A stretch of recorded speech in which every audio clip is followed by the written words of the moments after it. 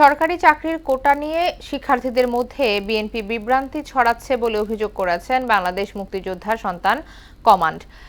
মঙ্গলবার সকালে ঢাকা বিশ্ববিদ্যালয়ের রাজু ভাস্কর্যের সমাবেশে এমন অভিযোগ করেন কাউন্সিলের চেয়ারম্যান সোলাইমান মিয়া ও মহাসচিব শফিকুল ইসলাম বাবু। বিএনপি ও রাজাকারের সন্তানদের অপরাজনীতি বন্ধ সহ ৭ দফা দাবি বাস্তবায়নে সরকারের প্রতি আহ্বান জানিয়েছেন তারা। এ সময় রাজবাড়ী শাখার সাধারণ সম্পাদক আইয়ুব খান, হাফিজুর রহমান সহ সহস্রাধিক মুক্তিযোদ্ধার সন্তান সমাবেশে অংশ নেন। আমাদের কোটা সহ আমরা ৭ দফা দাবিতে আজকে আমাদের এই কর্মসূচি। আমরা চাই সম্মানজনক যে কোটা হাইকোর্ট থেকে আমাদেরকে পুনরায় আবার আমরা রিট করা ছিল, আমাদের রায় দিয়েছে, সেই রায়টা যেন কার্যকরী হয়।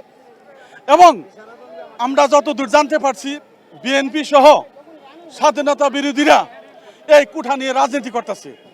এই কোটা নিয়ে যাতে তারা রাজনীতি করতে না পারে সেই তাদের বিরুদ্ধে আজকে আমাদের প্রতিবাদ। এবং আমরা এখন টিএসসির দিকে যাব। আমরা আমাদের এই ৭ দফা দাবি যদি আমাদের সরকার মেনে না নেয়, আমরা ৬৪ জেলা এবং সকল উপজেলায় আমরা শক্তিশালী আন্দোলন আমরা গড়ে তুলব।